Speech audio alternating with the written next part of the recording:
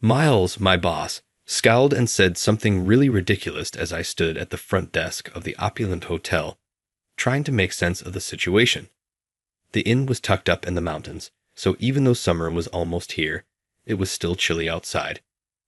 I began to feel as though my future was slipping away, and a wave of fear swept over me. Since Miles offered to plan this business trip, I've had a horrible feeling, but I may have relaxed because I assumed that since I made the reservation, everything would be all right.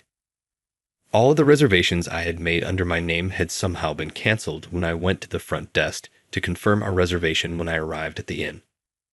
Miles gently pushed me aside and finished the check-in procedure for everyone while I frantically tried to figure out what had gone wrong. That's when I recognized my negative emotion had materialized. Everyone received room keys from Miles, but when it was my turn, he said I wouldn't have a room. Miles made a big show of forgetting my room, but he showed no signs of concern. But he had no idea that when he found out who I really was, this stunt would backfire.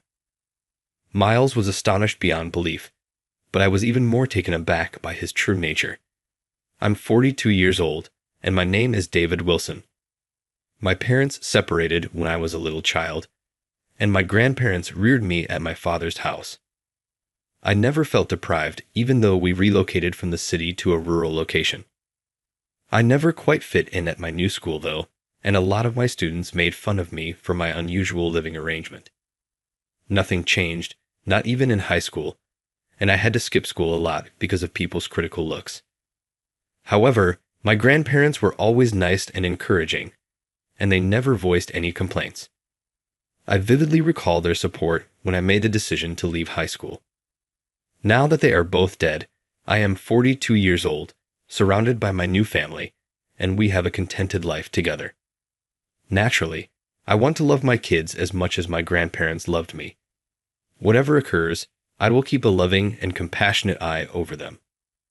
In order to avoid burdening my grandparents after high school, I began working part-time at construction sites.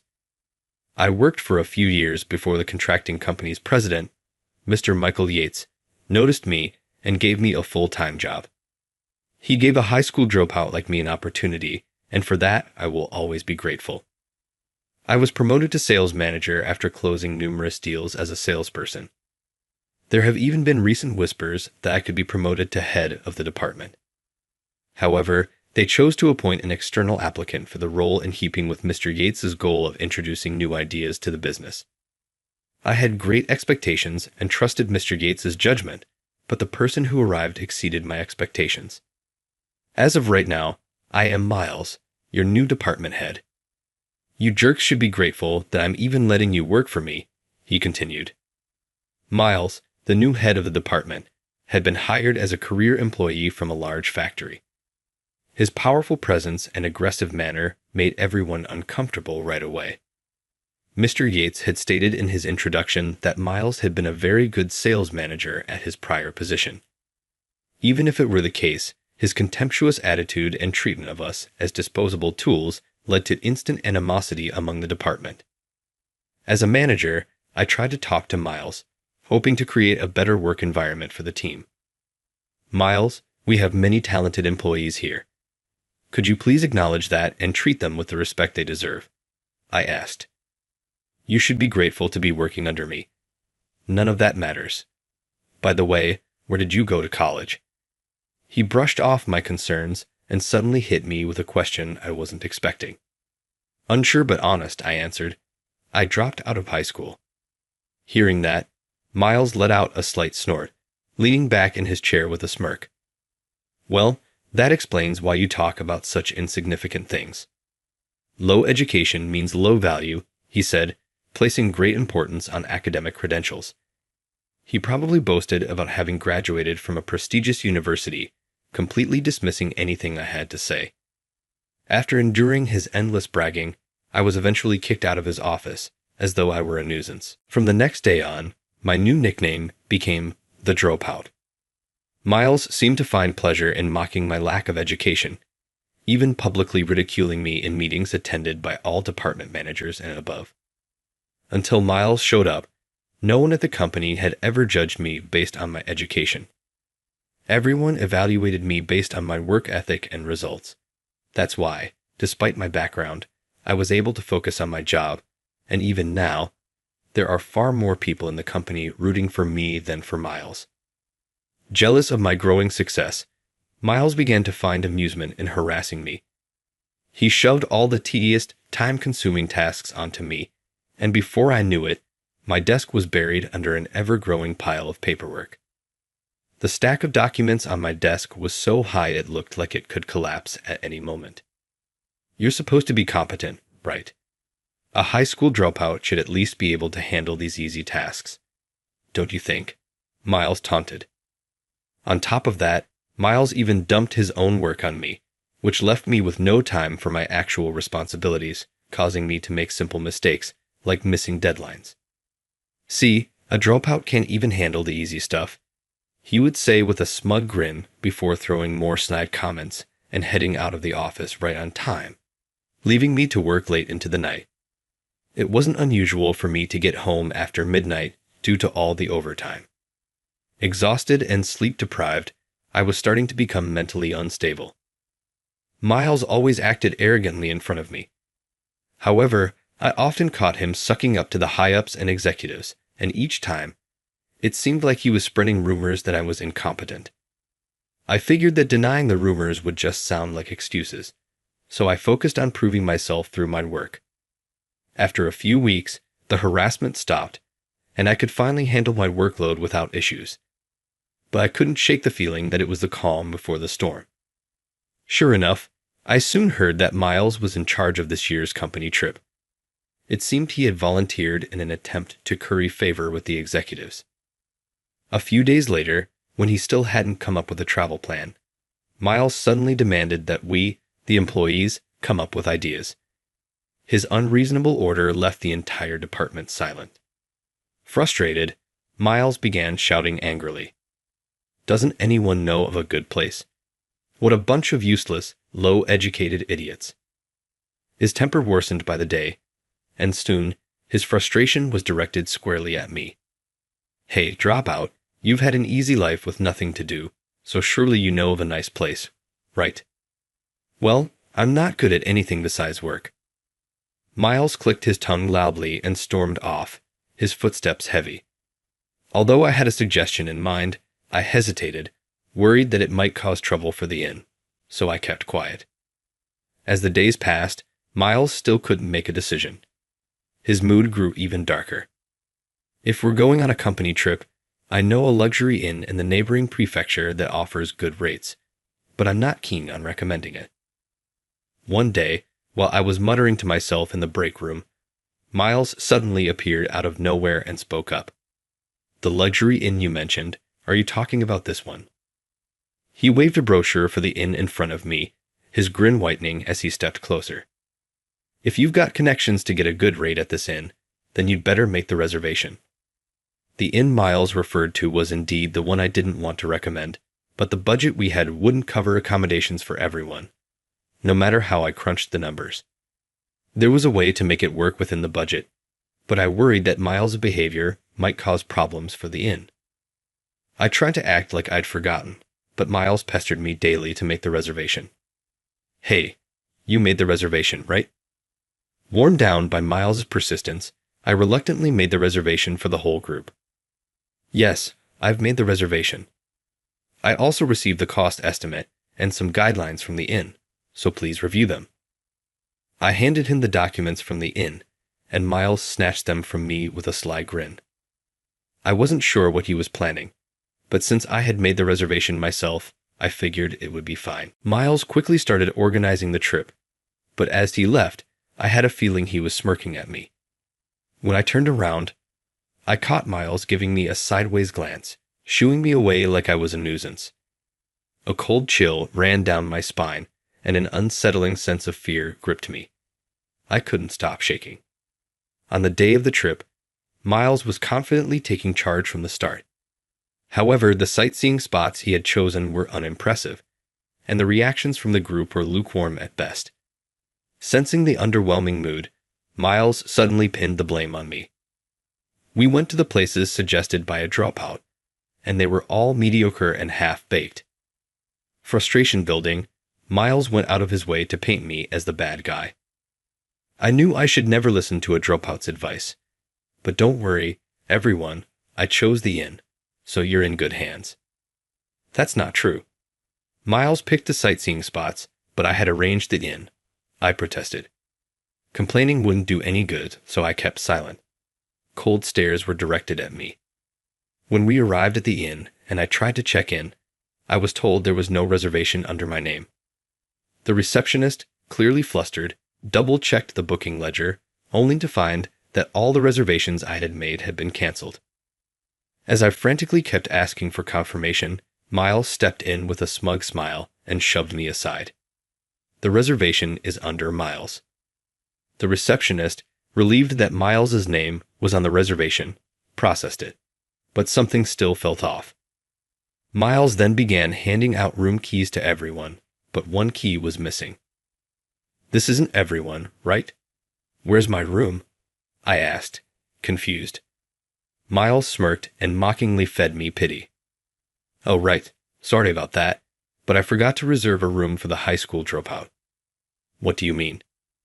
When I checked with the receptionist, it turned out that the reservation had been changed a week ago, just in time to avoid any cancellation fees. Apparently, after I had secured the reservation, Miles had rebooked it under his name and deliberately reduced the number of rooms. If I don't have a room, what am I supposed to do? Though summer was approaching, the mountain air around the inn was still cold. As I panicked, Miles placed a hand on my shoulder and said something nonsensical, clearly mocking me. Drop out, sleep outside. It suits your low education, doesn't it? The reception staff were also visibly alarmed by Miles's bizarre behavior, but given that this was a popular luxury inn, it was already fully booked. There was no way to free up another room at the last minute. My shoulders slumped, and a sense of hopelessness washed over me. The receptionist, now pale and panicking, scrambled to handle the sudden situation. However, I couldn't shake the bad feeling I had. As I had suspected, something like this might happen all along. Completely fed up with Miles's scheming, I took a deep breath and began to gather my belongings. Understood, but don't regret this later. Ha, what's there to regret about one dropout not staying with us? Miles grinned smugly. Without another word, I turned my back on him and calmly walked out of the inn. The next morning, after enjoying a peaceful night elsewhere, I was awakened by the ringing of my phone. The call cut off just as I was about to answer. But when I checked my phone, I was shocked to see 100 missed calls from Miles. I must have slept deeply after the exhausting events of the previous day. Curious, I called him back, only to hear Miles's frantic, relieved voice. Finally, I got through. Now we can fix this all. All of Miles's usual arrogance was gone. Still half asleep, I casually asked what the issue was. What's the matter this early in the morning? What do you mean, what's the matter? You must have done something. Take responsibility. Miles was furious, shouting accusations, but I remained calm. I told you yesterday not to regret it. My response only seemed to enrage Miles further. His voice rising again, he shouted, "So you did do something. You've ruined my perfect plan. What are you going to do about it?" I didn't do anything that can't be fixed now. My reputation is ruined. Apparently, Miles' so-called perfect plan had completely unraveled, and he and the other employees had endured a terrible night. First, the luxury inn's highly anticipated gourmet dinner never arrived, and everyone had to buy their own food from a nearby convenience store. Meanwhile, I had spent a relaxing night at a nearby hot spring facility. Miles had been trying to call me all night, but I slept through it, unaware of the chaos. That explained all the missed calls. To make matters worse, the breakfast buffet, which was supposed to feature local delicacies, wasn't served either. Miles was being blamed for everything. Frustrated that I hadn't answered any of his calls, Miles had kept calling until morning, finally getting through to me. Miles kept blaming me relentlessly, refusing to listen to a word I said once. He had exhausted himself with complaints. I calmly explained the details I had already provided, along with the estimate. I believe the note I gave you mentioned that if the reservation was made under a name other than mine, the standard rates would apply. What's that paper? Oh, that one. But who actually reads that stuff? I did remind you to go over it carefully, didn't I? I said. The reservation had been made at a special discount through my connections. However, it was clearly stated that if the booking was made under a different name, the budget would only cover basic accommodations without meals. Despite this, Miles, still refusing to accept the situation, kept blaming me. But nothing about the situation was going to change. Through the phone, I could hear Miles' raised voice along with the sound of executives and employees berating him in the background.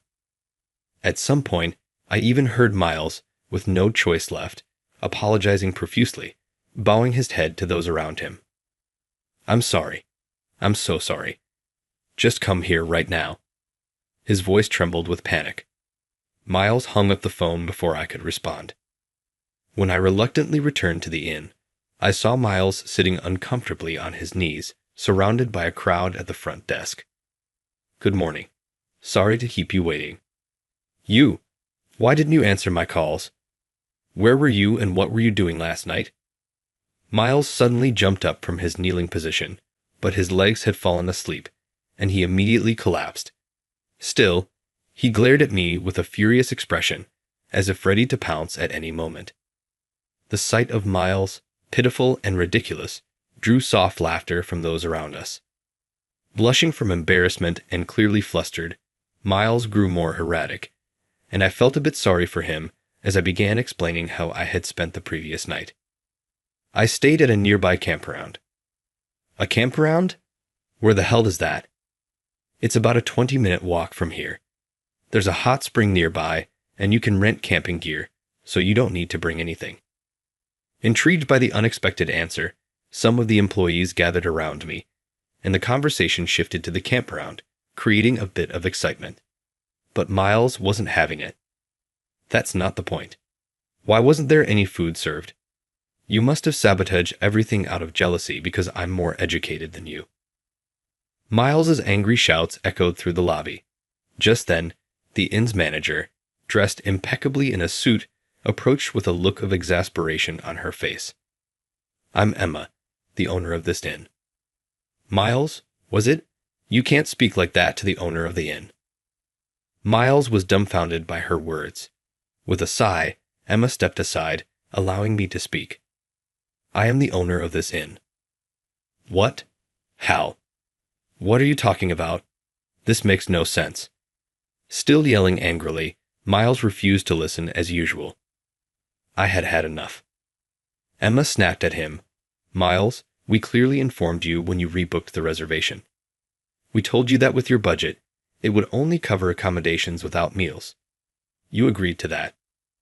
Miles, now pale and sweating profusely, muttered excuses while looking down at the floor. I'd remember something being said during the booking, but I didn't really understand it, so this isn't my fault. It's the... At this point, Mr. Yates, who had been standing nearby with his arms crossed, finally spoke up, exasperated. I've heard enough. Cut it out already. Mr. Yates, no. You see, this is all a misunderstanding. It's not my fault. Miles frantically tried to justify himself to Mr. Yates, but his desperate excuses only made Mr. Yates sigh heavily and shake his head. I began to suspect how poorly thought out Miles's plans were during yesterday's sightseeing, but I never imagined he was this careless. Mr. Yates then bowed deeply to Emma to apologize before turning to glare coldly at Miles. Miles, meeting Mr. Yates's eyes, collapsed to the floor, curling up and crying like a child. Looking down at the pitiful Miles, I explained why I was the owner of the luxury inn. This inn was built on the mountain property my grandparents owned. For years, they had struggled with managing the land that had been passed down through generations, so I suggested building an inn at the location, which was already famous for its hot springs. My grandfather, a hot spring enthusiast, loved the idea and decided to open the inn as a retirement project, following my advice. Running the inn wasn't easy for my grandparents in their old age. That's when I decided to entrust Emma, an old acquaintance who had always cared for me like her own child, with the role of the inn manager. After my grandparents passed away, I inherited the mountain property and with it became the owner of the luxury inn. Under Emma's skillful management, the inn's reputation steadily grew, and before long, it became a popular high-end destination. Even now, many guests from all over the country visit to enjoy the secluded hot springs and locally sourced cuisine. It's become so popular that reservations are notoriously difficult to secure. By the way, the campground I mentioned earlier was something my grandfather started as a hobby. Growing up with the mountains as my playground, I would often escape to the campground whenever I had free time to enjoy some peace and solitude. Of course, the management is handled by acquaintances, so I don't have to get involved directly. I had only thought of the campsite as a backup plan, but I never imagined I'd actually be left out and have to use it. Despite repeatedly telling Miles to review the terms, he ignored them and dragged everyone into this mess. There was nothing left to say when Miles finally realized that I was the owner of the inn. His jaw dropped in shock, eyes wide as he stared at me. After a few seconds of stunned silence, Miles' expression shifted and suddenly he lashed out at me. "This is all your fault. Everyone's upset, so you should fix this. Stop making it sound like I'm the only one to blame." His irrational outburst made everyone around him sigh heavily. Emma, clearly irritated, shot Miles an icy glare and spoke sharply. "You were the one who changed the reservation, weren't you? We were willing to give you a discount as a favor to Mr. Wilson here. I'm his boss, and we're not going to go out of our way to treat someone who disrespects Mr. Wilson with kindness." Miles, overwhelmed by Emma's sharp words, turned pale and began trembling in fear, falling silent. Seeing him reduced to a quivering mess, the employees couldn't hold back their laughter, pointing at Miles as they mocked him. Just then, a young woman who worked at the inn as a maid approached, looking surprised. "Dad, what are you doing here?" "Wait, Rachel, is this the troublesome dad you mentioned before?" The young woman who had called Miles' dad was Rachel, a maid working at the inn. To my surprise, Rachel turned out to be his daughter. Startled by this sudden revelation, Miles quickly straightened his posture and averted his gaze, pretending not to know her. "Dad? No, I don't know what you're talking about. I'm not your father. You wouldn't want your daughter to see you in such an embarrassing situation, would you?" I muttered. At that, Miles suddenly stood up and rushed toward me, clearly agitated. "I told you, I'm not her father." "Miles, calm down," I said. His blatant behavior was becoming more and more uncomfortable to watch. Come to think of it, I suddenly remembered something. Ever since the company trip was first mentioned, Miles had been holding onto a brochure for this inn. Could it be that Miles had wanted to come here from the start just to see his daughter? That suspicion quickly turned into certainty. Could it be that you wanted to come here because your daughter works at this inn? Stop it. Don't say unnecessary things. And now that you mention it, you were unusually enthusiastic about this trip, Miles. Now red-faced with embarrassment, Miles desperately tried to shut me up, but his efforts were clumsy and ineffective. Mr. Yates, who had been silently observing Miles's actions, gently placed a hand on his shoulder and nodded as if he understood everything. Miles' face scrunched up with shame. He curled up and muttered to himself, clearly at a loss, unable to keep his composure. Emma stifled a laugh as she addressed Miles, trying to impress your daughter. Maybe you should start by listening to what people have to say. Rachel seemed to realize from the situation that Miles had caused trouble by going overboard, her face turning red and tears welling up. She bowed deeply to us, clearly embarrassed by her father's actions. "I don't know what to say. I'm so sorry. My father always tries to show off in front of others, but he always ends up failing like this," she said. As Rachel spoke, clearly embarrassed, we all nodded in understanding. It made sense. If someone like Miles, who never listens and always acts unilaterally, was your father, you'd have your fair share of embarrassing stories. Miles tried to stop his daughter from apologizing, but Rachel glared at him with tears in her eyes. I thought I'd finally gotten away from you. You're the worst. With those words, Rachel looked down and began to cry. When we asked for more details, we learned that Rachel had started working at the inn to escape from her father. As much as I had been annoyed by Miles, I couldn't help but feel a little sympathy when I realized that this trip was his desperate attempt to see his daughter, even if only as a guest. Miles, now more dejected than I had ever seen him, collapsed onto the floor, utterly defeated. Feeling a bit sorry for him, I decided to offer a small compliment. You know, your father just tried a little too hard today. Besides, isn't he supposed to be highly educated and a very capable man? Rachel looked surprised at my words, but then, as she revealed the truth, we all exchanged bewildered glances, stunned by what she said next. That's not true. My father's just a show-off. Half of what he says about his education is practically a lie. According to Rachel, while Miles did graduate from a prestigious university, it took him 3 attempts to get in. Even then, he struggled to pass his courses, repeating several years. In fact, it took him over 5 years of repeated failures before he barely managed to graduate. We were all left speechless, our mouths agape as we learned the truth about Miles's so-called prestigious education that he had been so proud of. Miles had always been a firm believer in academic superiority, constantly belittling me for being a high school dropout. But after learning about his rather unfortunate and wasted 20s, I found myself at a loss for words. Miles, now realizing that his secret was out, covered his face, his ears turning bright red with shame as he curled up even smaller. Shortly after we returned from the company trip, Mr. Yates investigated Miles' past. It turned out that much of Miles' resume was exaggerated, if not outright false. At his previous company, Miles had also championed academic superiority, but in reality, he had advanced by taking credit for others' achievements and presenting them as his own. He repeated this pattern at every job. At the major manufacturer where he last worked, his brief stint as sales department head was considered a dark chapter in the company's history.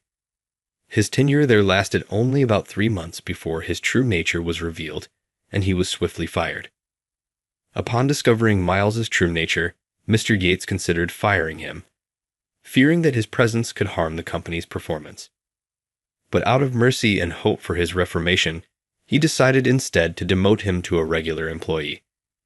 No longer a department head, Miles became a pariah, treated as an outcast by his peers. With Miles demoted, my colleague recommended me for the position, and I was promoted to department head. While I felt embarrassed by the promotion, I also felt a strong sense of responsibility to live up to my team's expectations. As for Miles, now just a regular employee, he continued to carry himself arrogantly, but was utterly incompetent. In fact, he was more of a burden than anything, contributing nothing of value to the team. It was shocking how truly incapable he was. As I struggled with how to handle the situation, I thought of Rachel. I decided, as a last-ditch effort, to ask her if Miles had any strengths or hidden talents.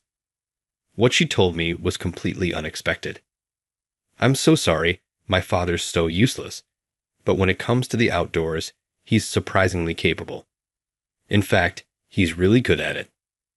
According to Rachel, the reason Miles kept failing in college was his passion for camping.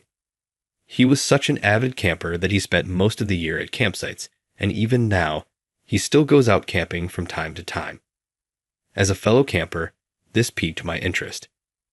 At the same time, I remembered a project I had been struggling with for some time. It was a request to find a way to repurpose an abandoned school in a rural area. The plan was to remodel the school into a campsite and lodging facility, but the project had stalled because we couldn't find a suitable manager. That's when I thought of Miles for the role. The following year, the remodeled campsite, built from the old school, was completed. I decided to have Miles work there as the facilities manager. To everyone's surprise, the facility quickly became a hit, with Miles's outdoor workshops becoming especially popular. His extensive knowledge and experience in the outdoors, something he proudly claims to be unmatched, proved true. Miles's survival skills, many of which even I didn't know, became widely talked about for their potential use in disaster relief situations, attracting media attention and even TV interviews. For the first time in his life, Miles, now frequently relied upon by others, was moved to tears, saying he had never felt so valued. Rachel, drawing on her experience as a maid at the inn, also began helping manage the facility alongside her father. While Miles was eager to show his daughter how capable he was, it seemed that Rachel kept a close eye on him to ensure he didn't get carried away. Life is full of surprises, and we never know when or where our past experiences will come in handy. These days, I find myself envying Miles for possessing something beyond academic achievements. As for me, I plan to focus on preserving the nature my grandparents left behind and think about what legacy I can pass on to the next generation.